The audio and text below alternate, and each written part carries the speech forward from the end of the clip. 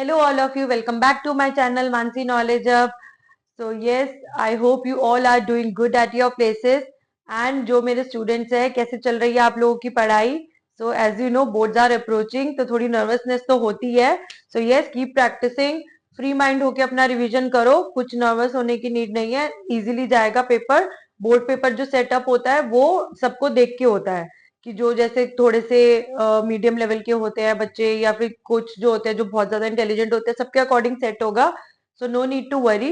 And yes, जो मेरे new viewers है उनको मैं बता देती हूँ, मैं आप लोगों को क्लास 10th का मैथ्स के बोर्ड का पेपर सॉल्व करवा रही हूँ जो 2023 ईयर का है, जिसमें we are doing set 1.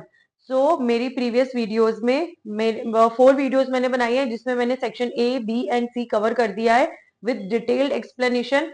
And today is the turn for section D. And today is also the part 5 for my that series जो मैंने अपने मैथ्स के बोर्ड की स्टार्ट करी है. So yes, अगर आप लोगों को कोई डाउट होता है मैथ्स से रिलेटेड, साइंस से रिलेटेड, कुछ भी पूछना है तो you can comment me in my comment box, या फिर आप मुझे डीएम कर सकते हो. मैं अपना इंस्टाग्राम हैंडल एंड व्हाट्सएप भी कर सकते हो because I will mention my phone number two. So just show your love bye liking my videos, subscribe my channel and जितना हो सके शेयर करो सो that you know I get motivated और मैं ज्यादा से ज्यादा वीडियोस बनाऊं. ऐसे लाइक्स नहीं आते तो मजा नहीं आता. सो now let's start section D today without wasting the time. And जो भी स्टूडेंट्स हैं उनको पता ही होगा क्या करना है. You have to pause the video, solve it by yourself the solution, and after that you have to cross check your answer. And end में आप कमेंट बॉक्स में अपने स्कोर जरूर मेंशन करना just to see your progress कि किस तरीके से आप लोगों ने ग्रो किया है. Okay, so now let's start. So आज जो हमारा सेक्शन डी है उसमें क्वेश्चन 32 से हम स्टार्ट करेंगे. So what does question says, the sum of the ages of a father and his son is 45 years. 5 years ago the product of their ages in years was 124. so we have to determine their present age. बहुत easy होता है, ऐसे question solve करने में बहुत interest आता है, बहुत मजा आता है. So let's start 32. इसका ना बी पार्ट है, यही करवा रही हूँ. ए पार्ट में कुछ एरर था तो वो बोर्ड में भी मतलब कैंसिल आउट हो गया था, वो क्वेश्चन इनकम्प्लीट था, कुछ एरर था.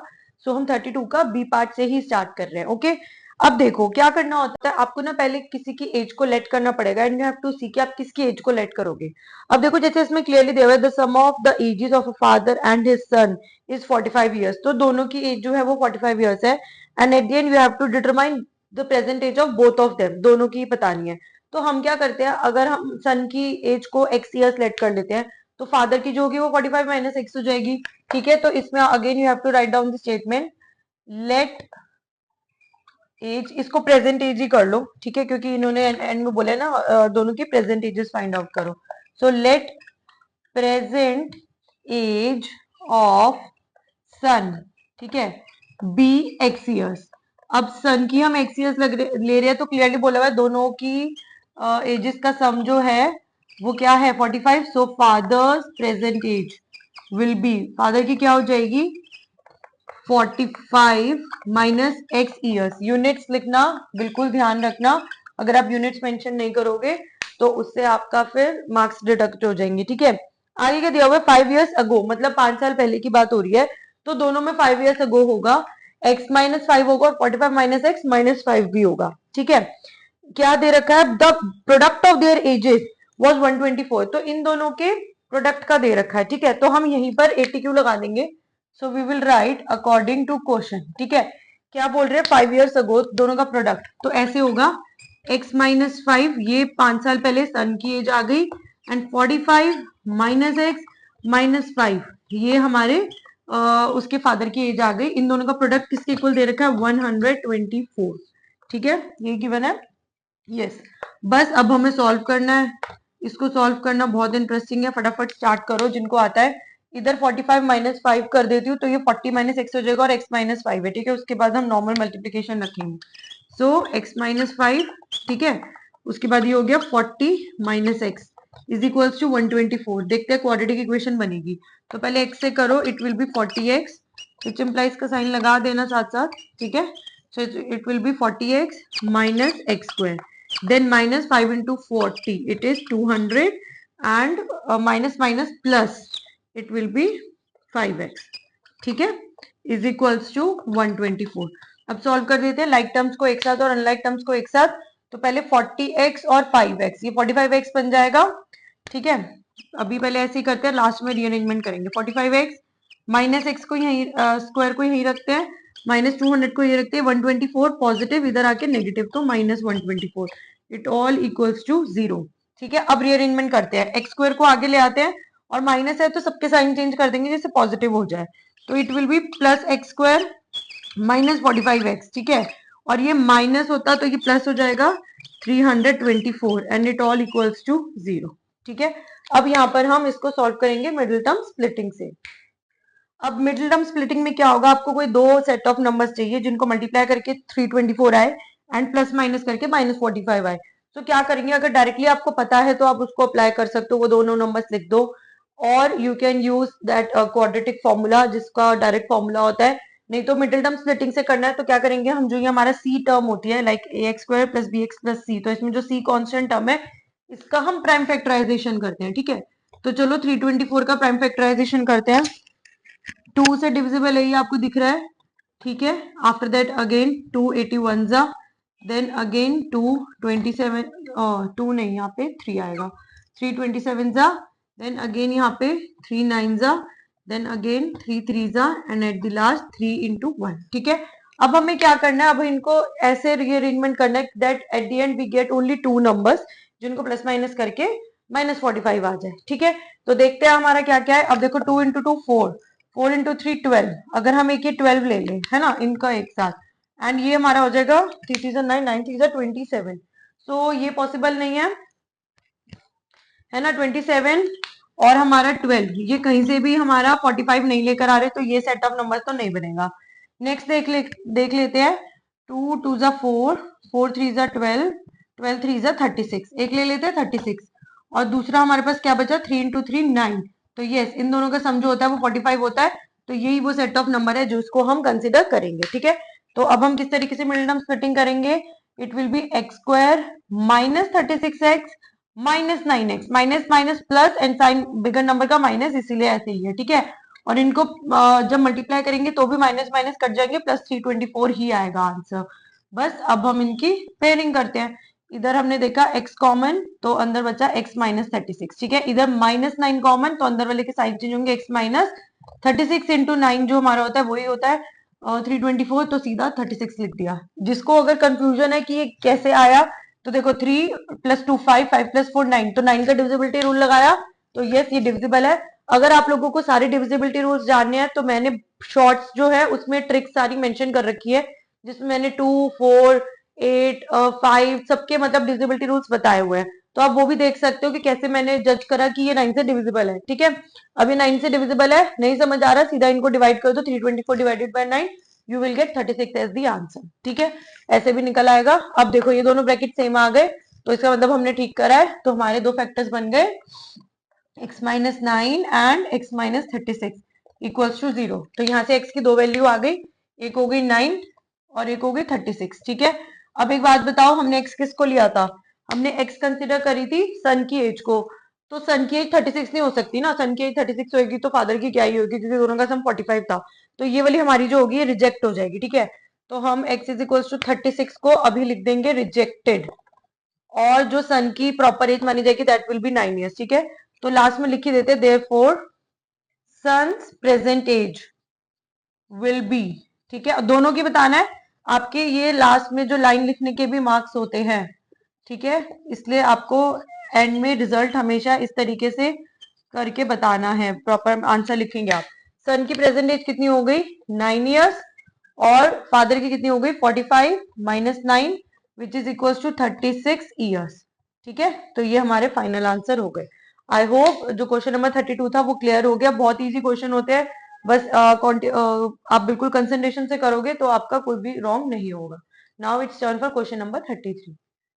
क्वेश्चन नंबर 33 जो है ये हमारा ज्योमेट्री का क्वेश्चन है, तो चलो देखते हैं क्या है। थोड़ा लेंदी है क्वेश्चन बट सॉल्यूशन इजी होता है अगर अंडरस्टैंडिंग हो प्रॉपरली तो। ठीक है, तो चलो question 33 says a vessel is in the form of a hemispherical bowl surmounted by a hollow cylinder of same diameter. अब ये हम फिगर पहले बनाएंगे। ठीक है, वेसल है जो it is in the form of hemispherical bowl, तो पहले हेमिस्फेरिकल बाउल बनेगा। ठीक है, ये बना दिया हमने हेमिस्फेरिकल बाउल, ठीक है। उसके बाद क्या बोल रहे हैं, surmounted by a hollow cylinder of same diameter. Surmounted bye मतलब क्या हो गया, उसके ऊपर ही हमारा एक सिलेंडर जो है वो अटैच है, लाइक दिस। ये हमारा सिलेंडर हो गया, ठीक है। और सेम डायमीटर, तो इसका मतलब जो यहाँ से यहाँ तक रेडियस होगा और जो यहाँ से यहाँ तक रेडियस होगा, ठीक है, ये सेम होगा हमारा थ्रू आउट। अब इसमें कितना दे रखा है, same diameter. The diameter of the hemispherical bowl is 14 centimetre. तो मतलब डायमीटर 14 है, ठीक है। इसी से लिख लेते हैं, डायमीटर अगर हमारा 14 सेंटीमीटर है तो रेडियस क्या हो जाएगा, 14/2 इज इक्वल टू 7 सेंटीमीटर। तो ये मैं अभी साथ साथ हाईलाइट करती जा रही हूँ और इसमें आपको फिगर ड्रॉ करना जरूरी है, ठीक है। तो ये जो हमारा हो गया रेडियस, इट इज 7 सेंटीमीटर। और अगर हम यहाँ पे बात करेंगे तो ये भी हमारी 7 सेंटीमीटर हो गया।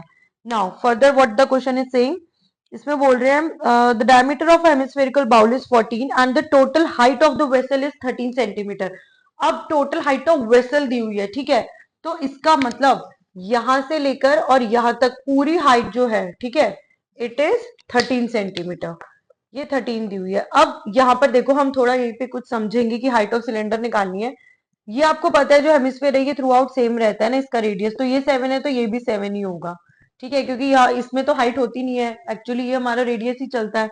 अब यहाँ पर जो ये बच गई इसकी हाइट, एक्चुअल हाइट हमारी, ठीक है, वो कितनी हो गई, 13 - 7, तो ये हमारी 6 सेंटीमीटर हो गया, ठीक है। I hope this is clear to all of you. Cylinder की हाइट ऐसे निकलेगी, उन्होंने पूरे वेसल की हाइट दी हुई है 13 सेंटीमीटर, और जो हमारा हेमिस्फेयर है उसका जो रेडियस होता है वही उसकी हाइट भी, मतलब ऐसे भी माना जाएगा। तो 13 में से 7 माइनस करा, जो लेफ्ट आउट बच गया, that is the height of cylinder. अब आगे बढ़ेंगे, आगे बोल रहे find the inner surface area of the vessel, also find the volume of the vessel. तो आपको क्या क्या निकालना है, एक तो इनर सरफेस एरिया, ठीक है, ऑफ द वेसल, और दूसरा मैं यहाँ लिख रही हूँ आपको निकालना है वॉल्यूम, ठीक है। ये दो चीजें निकालनी है। अब आप देखो इनर सीएसए ऑफ वेसल क्या होगा, दो फिगर हमारे पास, सिलेंडर और हेमिस्फेयर, ठीक है।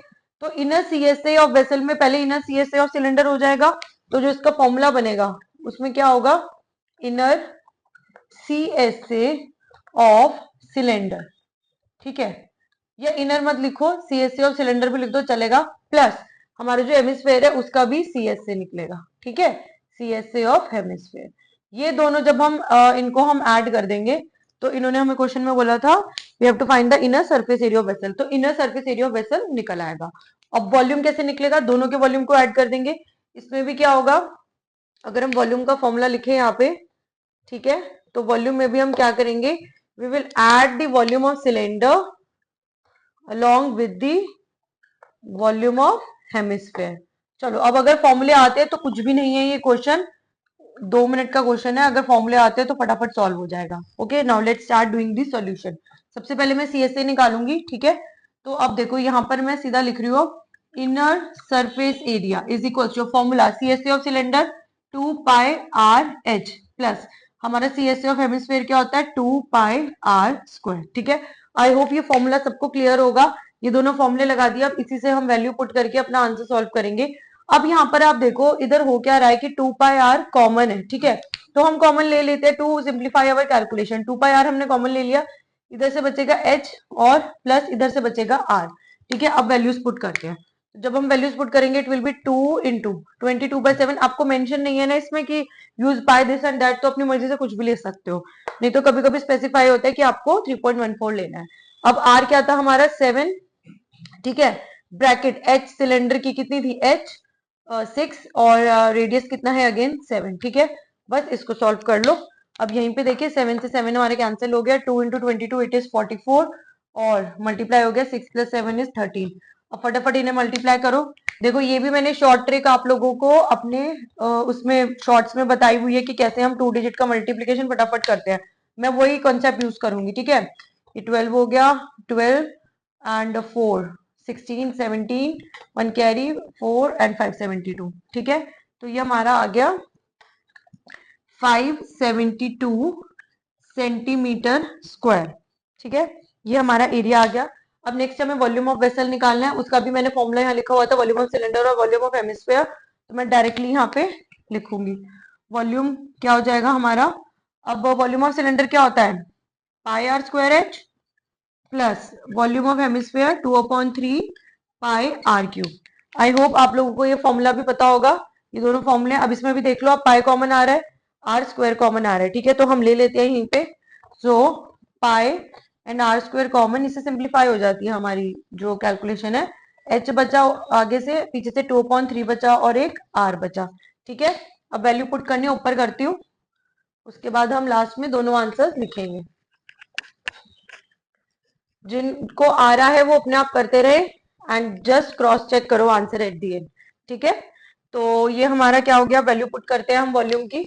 v लिख देती हूँ, v इज इक्वल्स टू 22/7, ये पाई की जगह आ गया आर स्क्वायर, आर कितना था 7, सीधा लिख देती हूँ 49, और ब्रैकेट में हमारा h थी 6 प्लस 2/3, आर फिर से हमारा 7। इसे सॉल्व करते हैं। सो ये जो हमारा है, ये 7 1 एंड 7 7 49, मल्टीप्लाई करेंगे 14 154, ठीक है। और यहाँ पर क्या हो जाएगा, ये कहीं नहीं कट रहा, तो 6 प्लस 14/3। चलो अब आगे फर्दर सॉल्व करते हैं। 154, यहाँ एलसीएम ले लिया, 18 प्लस 14 होल का अपॉन 3। कीप सॉल्विंग इट बेटा, या इसका हमारा आंसर जो है वो पूरा सॉल्व नहीं होगा, फ्रैक्शन में आएगा, जिसको हम पॉइंट में भी कन्वर्ट करके छोड़ देंगे, ठीक है। चलो अब आगे क्या होगा, ये कट रहे हैं, देखो यहाँ पे देखो 1 + 5 6 और 4 10 नहीं कट रहा, ठीक है। तो अब सीधा हमें मल्टीप्लाई ही करना पड़ेगा। We will be equal to पहले 154 और इनटू क्या हो जाएगा, उधर कर लेते हैं 12 और ये 3, ठीक है, और 12 3, ठीक है, अपॉन में 3 3 किसी से भी नहीं कट रहा, तो फ्रैक्शन में ही आएगा। अब 154 इंटू 32 करेंगे हम फटाफट, ठीक है। रफ वर्क में आप इसे मल्टीप्लाई कर लो, 4 2 Z 5 2 Z 10, 2 and 1 3, okay, 4 3 Z 12 15 16, 1 carry 4, so 8 2 9 4, ठीक है, 8 2 9 4। हाँ, तो ये हमारा आ गया 4928/3 सेंटीमीटर क्यूब। अब ये वॉल्यूम है ना, अगर हम इसको पॉइंट में कन्वर्ट करेंगे तो 3 1 3 and then 1 9, 3 6 18, 1 2, 3 4 12 and then 3 2 6 point, कितना हो गया 20, 3 6 18, बस 1 प्लेस तक ले आओ, सेंटीमीटर क्यूब, ठीक है। तो हमारे फाइनल आंसर जो है वो क्या क्या हो गए, एक हमारा वॉल्यूम हो गया और दूसरा जो हमारा इन्होंने कहा था इनर सरफेस एरिया निकालो, ठीक है, वो हमारा ये वैल्यू निकल के आ गई। आई होप आप सबने अब तक ये क्वेश्चन कंप्लीट कर लिया होगा, एंड कोई भी डाउट्स होते तो आप मुझसे पूछ सकते हो, ठीक है। तो यहाँ पर we have completed question number 33। Now जो क्वेश्चन नंबर 34 है, ये स्टैट्स का क्वेश्चन है, तो अब देखते हैं जरा ये क्या कह रहा है। The table given below shows the daily expenditure on food of 25 households in a locality. Find the mean daily expenditure on food. Also find the mode of the data. तो आपको मीन और मोड दोनों निकालने हैं, और जो table है वो ये रहा आपका। इसमें आपको डेली एक्सपेंडिचर दे रखा है, एफ आई दे रखा है। एफ आई क्या है, जो नंबर ऑफ हाउस होल्ड होते हैं, ठीक है, वही फ्रीक्वेंसी होती है, तो वो हमारा एफ आई दे रखा है। तो अब हमें निकालना क्या है, मीन निकालना है और मोड निकालना है। तो सबसे पहले हम मीन की बात करते हैं, ठीक है। मीन का जो फॉर्मूला होता है वो हमारा होता है, एक मिनट मैं इसको इज इक्वल्स टू ही कर देती हूँ। मीन का जो हमारा फॉर्मूला होता है, it is equals to F I X I on whole का अपॉन एफ आई। इसीलिए मैंने यहाँ पर आपको एक्स आई और एफ आई एक्स आई बना दिया। आपको ये टेबल अपने सॉल्यूशन में बनाना है, ठीक है, जिसमें आप डेली एक्सपेंडिचर जो भी आपको गिवन है वो मेंशन करोगे, फ्रीक्वेंसी मेंशन करोगे, और उसके बाद ये एफ आई एक्स आई और एफ आई, ठीक है।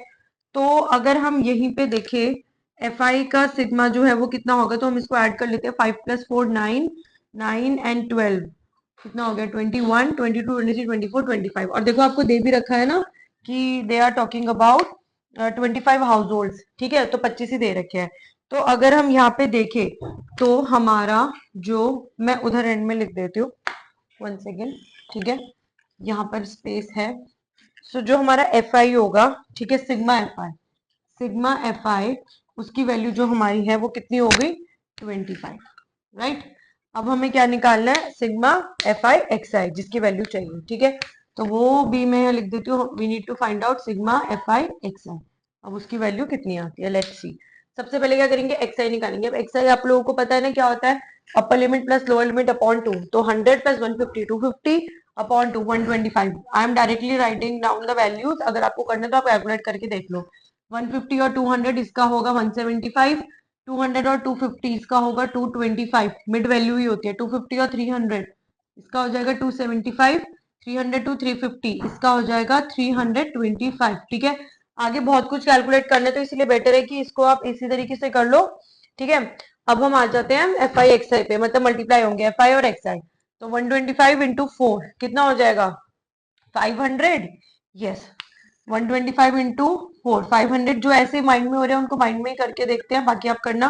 25 35 और 37 और 875। ठीक है, अभी 2 डिजिट वाले हैं, इनको हम अभी करते हैं। 275 इंटू 2 ये भी कर लेते हैं। 5 2 10 और 70 14 15 4 एंड 550 हो गया। ठीक है, and again this is 5 into 2 10 2 2 4 5 and 3 2 6। सो 550 और 650। 225 इंटू 12 इसको हम रफ वर्क में करके देख लेते हैं, क्योंकि ये 2 डिजिट और 3 डिजिट है।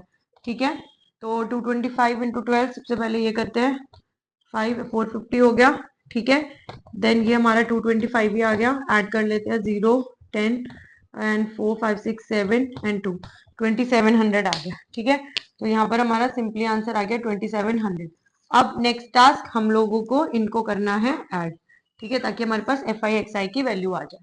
तो चलो आ जाओ, 5 हो गया और ये करोगे 7 एंड 10 17 1 कैरी, देन 5 6 6 एंड 8 कितना हो गया 14 14 एंड 7 21 एंड 5 26 एंड 6 32 2 3 3 एंड 2 5 है ना, और कुछ नहीं है। एक बार ये क्रॉस चेक कर लो।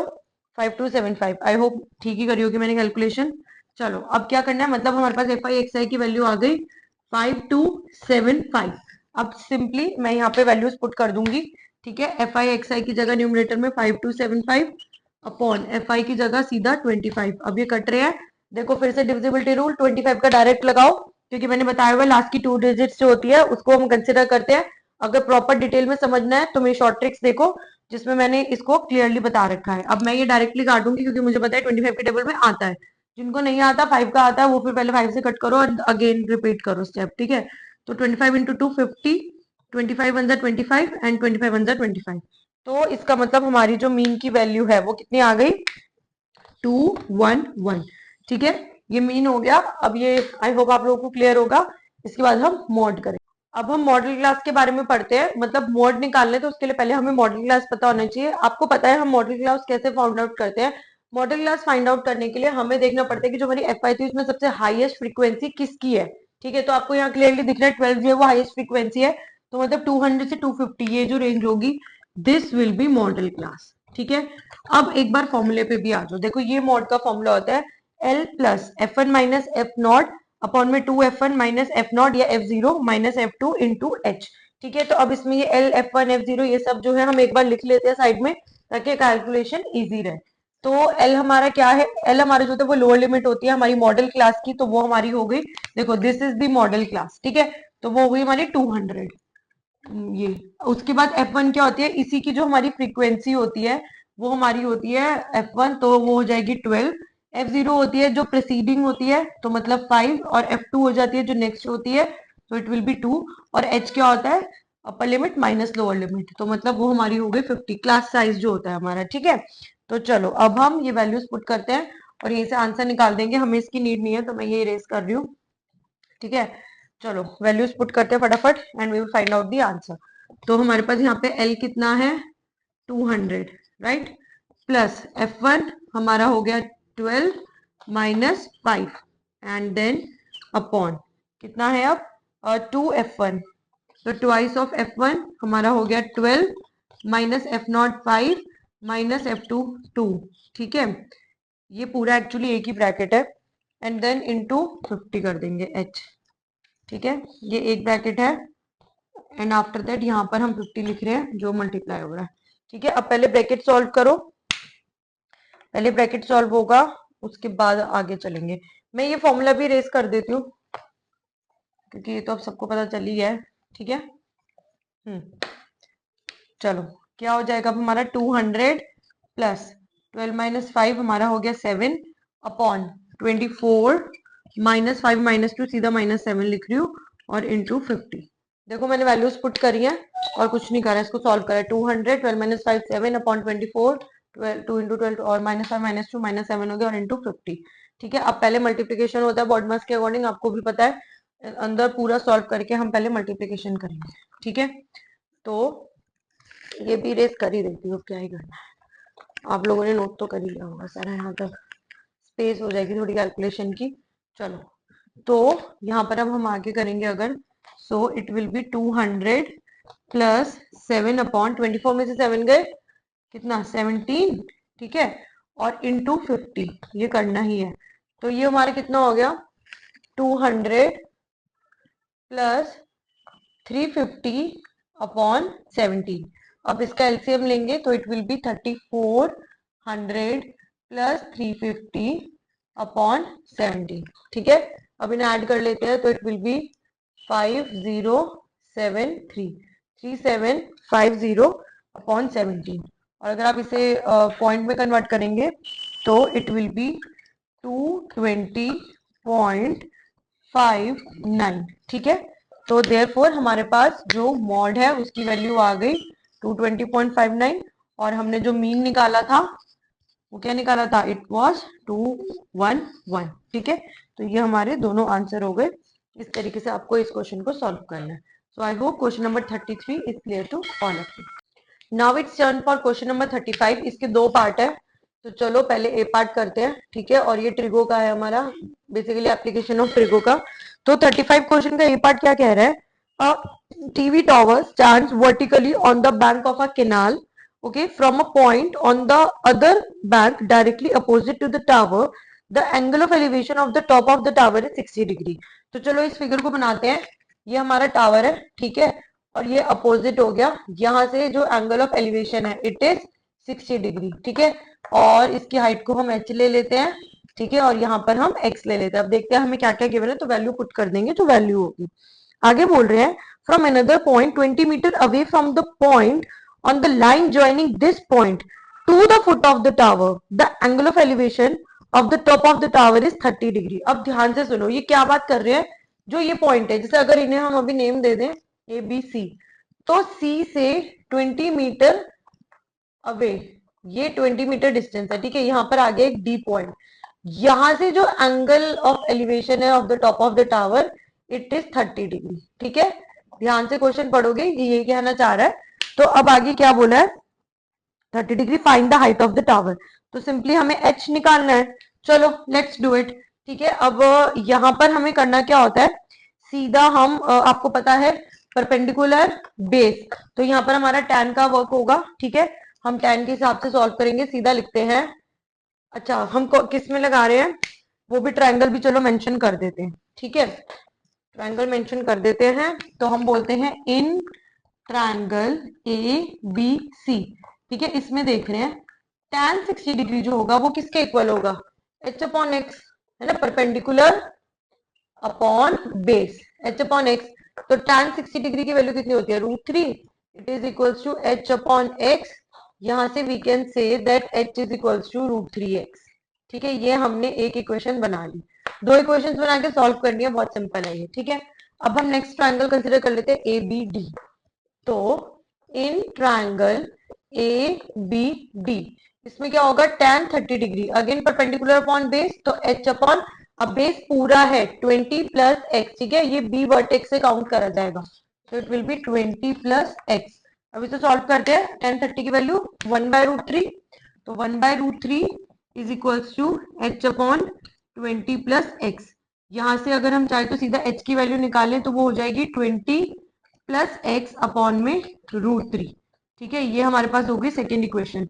देखा जाए तो दोनों इक्वेशन हमारी h की वैल्यू शो कर रही है, ठीक है। तो हम सीधा इक्वेट कर देते हैं, तो हम सीधा बोल देंगे इक्वेटिंग इक्वेशंस कौन कौन सी, 1 and 2, ठीक है। वी गेट, क्या मिला हमें, अब दोनों के जो RHS है उन्हें आप इक्वेट कर दो, so it will be √3x is equals to 20 plus x upon √3। अब इसको हम क्रॉस मल्टीप्लाई कर लेते हैं, तो ये √3 इधर आ जाएगा, it will be 3x is equals to 20 plus x। Further solve कर लो, 3x माइनस x, मैं सीधा लिख रही हूँ 2x will be equal to 20। तो यहाँ से x की वैल्यू आ गई 10, और हमें यहाँ पर क्या दिया हुआ है, मीटर, यस। सो x की वैल्यू आ गई 10 मीटर।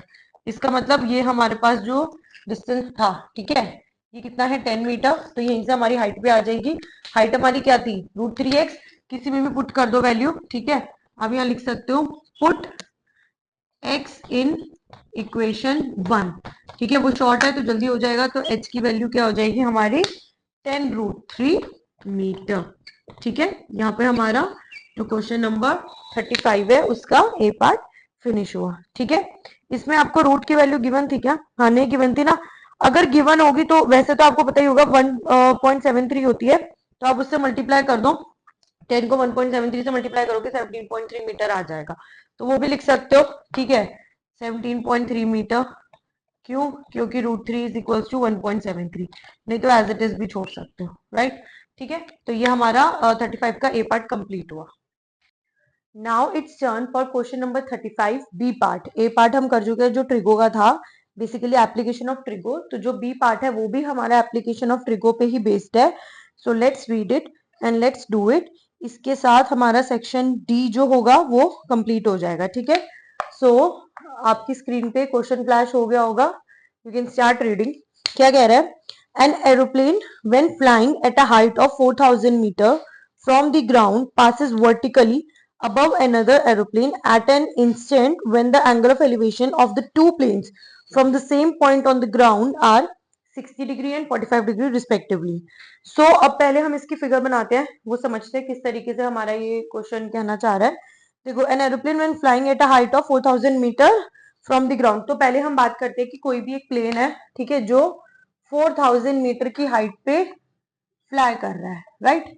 ये 4000 मीटर की हाइट पे फ्लाई कर रहा है, इसको हम नेम दे देते हैं ए और इसको दे देते हैं बी। ये ग्राउंड हो गया और ये सी पॉइंट हो गया, ठीक है। अब आगे क्या कह रहे हैं? passes vertically above another plane at an instant when the angle of elevation of the two planes। अच्छा, अब देखो, passes vertically above another plane, तो एक और एयरप्लेन है उसके ऊपर ये 4000 मीटर वाला फ्लाई कर रहा है, ठीक है। तो मतलब जैसे मैं यहाँ पर ये जो डी पॉइंट हो गया, ये हमारा सेकंड प्लेन है, ये हमारा फर्स्ट प्लेन है जो 4000 मीटर अबव चल रहा है, ठीक है।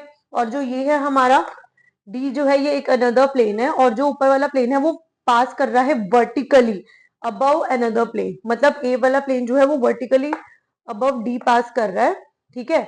और एट एन इंस्टेंट, एक पॉइंट ऑफ टाइम पे, when the angle of elevation of the two planes from the same point on the ground are 60 and 45 degree respectively. मतलब यहां से अगर हम इसका एंगल ऑफ एलिवेशन देखें, ये कॉमन पॉइंट हो गया सी, ठीक है। तो एक ये हो गया और एक ये हो गया, ये दो ट्रायंगल हमारे फॉर्म होंगे। तो अब इन्होंने बोला एंगल ऑफ एलिवेशन जो है वो 45 डिग्री और 60 डिग्री है respectively from the same point on the ground, ठीक है। तो ये हमारे दोनों एंगल हो गए और रिस्पेक्टिवली दिया हुआ है 60 डिग्री एंड 45 डिग्री। तो 60 डिग्री पहले फर्स्ट प्लेन की बात थी तो उसका 60 डिग्री है, फिर सेकंड प्लेन की बात थी तो वो 45 डिग्री पे है, right. Now find the vertical distance between the aeroplanes at that instant. इसी इंस्टेंट पे जब वो दोनों vertically one above the another है, इसी पॉइंट ऑफ टाइम पे हमें इन दोनों के बीच की हाइट का डिफरेंस फाइंड आउट करना है, ठीक है। And it is mention use √3 is equal to 1.73। So first of all पहले तो हमें मतलब एडी डिस्टेंस फाइंड आउट करना है, ठीक है। टू फाइंड एडी हो गया। सेकेंड थिंग क्या है आपकी, या चलो ये पहले देख लो, एडी आप किस तरीके से फाइंड आउट कर सकते हो। देखो, आप पूरी ए बी में से अगर माइनस कर दोगे बी डी या डी बी ले लो, चलो ए डी में से ए बी में से when you will subtract D B, तो you will get the answer as A D, ठीक है। ए बी में से हमने ये डी बी वाला पार्ट जो है इसको सबट्रैक्ट कर दिया, ठीक है। तो ये हमारा मेन मोटिव है क्वेश्चन का कि हमें करना क्या है। सेकेंड थिंग, आपको यहाँ पे ब्रैकेट में मेंशन है that you have to use √3 is equal to 1.73। So यहाँ पर इट इज कंपल्सरी कि आपको √3 की वैल्यू एट द एंड जब आप पूरा सॉल्व कर लोगे 1.73 पुट करनी ही पड़ेगी। You can not leave your solution till you √3, ठीक है। √3 की वैल्यू पुट करना पड़ेगा। अगर टिल √3 आपने लीव कर दिया अपना आंसर, फाइनल आंसर, तो your half marks will be deducted. देखो, जब मेंशन नहीं होता क्वेश्चन में तो इट्स अप टू यू, ये आपकी विश होती है। और मैं तो कहूंगी every time you should put the value, जैसे √2 की 1.414, √3 की ये, या कोई और भी वैल्यू है तो उसको फटाफट 1 मिनट लगता है फाइंड आउट करके रूट की वैल्यू जो है न्यूमेरिकल वैल्यूज में, और उसको पुट कर दो टू अवॉइड द चांसेस कि टीचर मार्क्स डिडक्ट करे। बट अगर मेंशन है तब तो 100% आपको करना है। If you will not use, your half marks will be deducted, ठीक है। चलो अब हम स्टार्ट करते हैं। हमें निकालना क्या है? हमें निकालना है एडी हम लेट कर लेते हैं कि जो ये db है इसको h है ना, टू सिंप्लीफाई इसको हम h लेट कर लेते हैं। अब हम क्या करेंगे, सीधा सॉल्यूशन स्टार्ट करते हैं। ठीक है, यहाँ पर अब देखो परपेंडिकुलर और बेस इन्वॉल्व होने वाले हैं। आफ्टर दैट इसमें 60 और 45 डिग्री है, तो परपेंडिकुलर और बेस ये हमारा tan थीटा होता है। तो बस इसी अप्रोच से हम अपना सॉल्यूशन स्टार्ट करते हैं। ठीक है, तो मैं यहीं पे लिख रही हूँ सॉल्यूशन। आई होप आप लोगों को मेरी फिगर क्लियर हो गई होगी जो मैंने इसमें ड्रॉ करी है। अब देखो यहाँ पर हमारा सबसे पहले हम लेंगे इन ट्रायंगल ए बी सी ले लेते हैं। ठीक है, इन ट्रायंगल ए बी सी या ACB भी बोल सकते हो। ठीक है, यहाँ पर हम लगाएंगे तो कौन सा एंगल आ रहा है यहाँ पे, tan 60 डिग्री, बिगर एंगल लिया है मैंने। ठीक है, तो tan 60 degree is equals to A B upon C B हो जाएगा। आई होप इसमें तो किसी को कोई डाउट नहीं है। Sorry, A B upon C B, right. अब यहाँ पर हमारा tan 60 की वैल्यू क्या होती है, √3, तो सीधा √3 is equals to A B कितना है 4000 अपॉन हमारा सी बी कितना है, इसको सी बी ही रहने देते हैं। तो यहाँ से हमारी सी बी की वैल्यू आ गई 4000 अपॉन √3 मीटर। ठीक है, मार्क दिस एज इक्वेशन 1, क्योंकि इसका आगे हमारा रोल होगा, मतलब इसका काम होगा, वो हम अभी करते हैं। तो इसको इक्वेशन 1 मार्क कर लेते हैं। अब नेक्स्ट आ जाते हैं हम छोटे वाले ट्रायंगल पे DBC। ठीक है, जैसे उसकी नेमिंग दी है वैसे ही इसी की नेमिंग भी देंगे। तो इन ट्रायंगल DBC कॉमा, यहाँ पर अब हम tan 45 निकालेंगे। It will B perpendicular upon base, तो मतलब BD अपॉन CB। अब आपको पता है tan 45 की वैल्यू 1 होती है, so 1 will be equal to BD को मैंने H लिया हुआ है तो मैं H ही ले लेती हूँ, अपॉन CB को CB ही रहने देते हैं। तो यहाँ से हमारी CB की वैल्यू डायरेक्टली आ गई H। ठीक है, दिस इज इक्वेशन नंबर 2। अब दोनों ही CB की वैल्यू है, इक्वेशन 1 भी इक्वेशन 2 भी, so we will equate both the equations. So equating equations, ठीक है, कौन कौन सी कर रहे हैं हम, 1 एंड 2, वी गेट, हमें क्या मिल गया, दोनों की RHS लिख देते हैं हम। ठीक है, तो यहां से H is equals to 4000 upon √3 metre. ठीक है, ये हमारे पास आंसर आ गया H की वैल्यू का। ठीक है, but we have to find out AD। तो अभी हम क्या करेंगे, AD हमारा क्या है, AB माइनस DB, और एक्चुअल में DB क्या है, वो तो H ही है ना। देखो अगर मैं यहाँ पे वैल्यू पुट करूं, AB जो था वो हमारा 4000 है, it is already given, minus DB क्या था हमारा H, तो बस यही हमें पुट करना है इसमें। ठीक है, मैं यहाँ पर ऐसे करती हूँ, मैं ऊपर का पहले इरेज कर देती हूँ। आई होप आप लोगों ने नोट कर लिया होगा, नहीं तो you can take the screenshot या फिर पॉज करके इसे नोट कर लो। I am erasing it now. तो डायरेक्टली यहाँ पर मैं अब ए डी की वैल्यू निकालूंगी।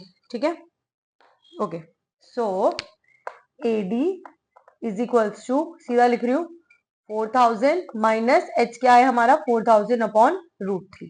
ठीक है, अब यहाँ पर आप कॉमन भी ले सकते हो, जैसे मैं अगर 4000 को कॉमन ले लूँ, अब जैसे मर्जी इसको सिंप्लीफाई करो, 1 माइनस 1 अपॉन √3।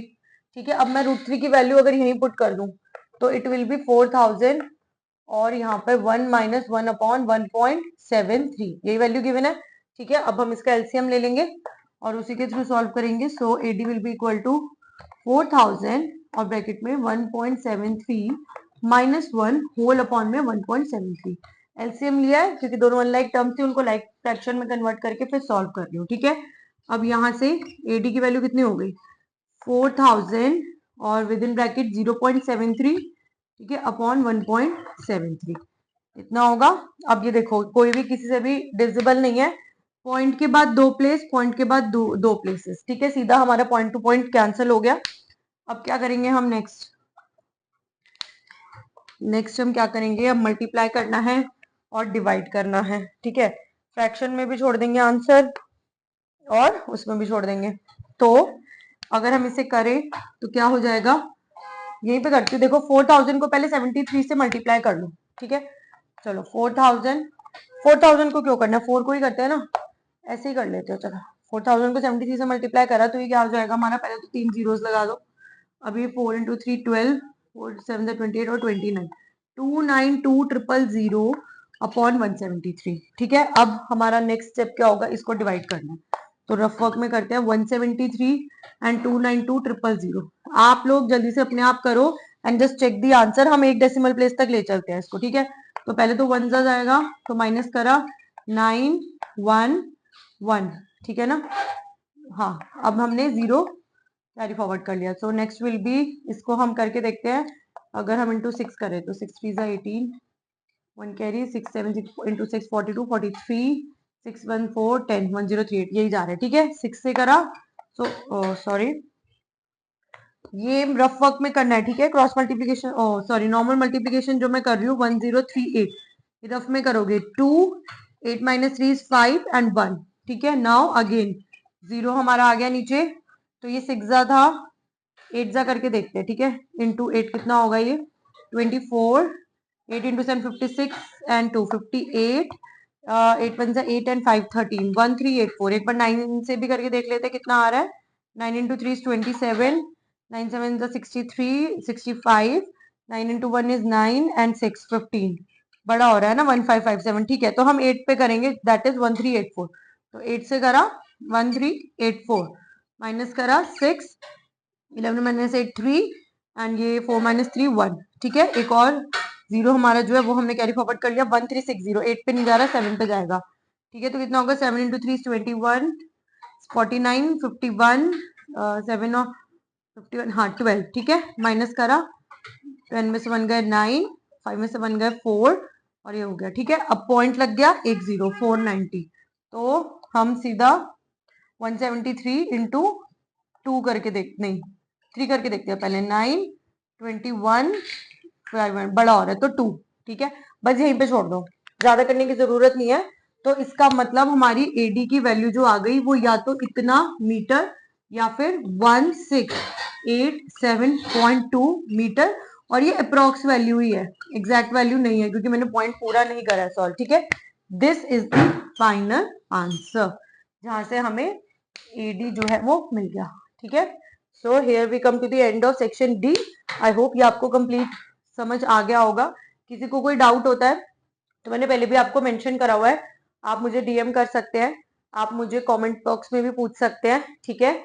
एंड यस, अपने स्कोर जरूर मेंशन करना जो भी आप लोगों ने फाइनल स्कोर अचीव करे हैं, सो दैट आप देख सकते हैं कि आपके कॉम्पिटिटर्स और कौन कौन है और आप खुद किस लेवल पे हो, ठीक है. With this we come to the end of this session, जहां पर हमने सेक्शन डी जो है कंप्लीट कर दिया. अब जो सेक्शन ई है उसके लिए मैं ज्यादा वेट नहीं कराऊंगी, मैं जल्द ही सेक्शन डी के बाद सेक्शन ई की वीडियो भी ले आऊंगी. After that we will finish our this set 2023 का सेट 1 जो था मैथ्स का, ये पेपर हमारा कंप्लीट सॉल्व हो जाएगा. So yes, keep watching my videos and I hope it they will help you. मतलब आपके जो भी बेसिक कॉन्सेप्ट्स है वो आपके क्लियर हो रहे होंगे. Now don't forget to share my video with your near and dear friends. And जो क्लास 10th के स्टूडेंट्स हैं, इनफैक्ट और भी स्टूडेंट्स देख सकते हैं दूसरी क्लासेस की, क्योंकि इसमें बेसिक्स क्लियर हो रहे हैं, ठीक है. So keep watching, keep studying, like my videos, subscribe my channel. जो भी मेरे न्यू व्यूअर्स है जल्दी जल्दी सब्सक्राइब करो. And yes, don't forget to hit the bell icon so that you get the notification of my next video.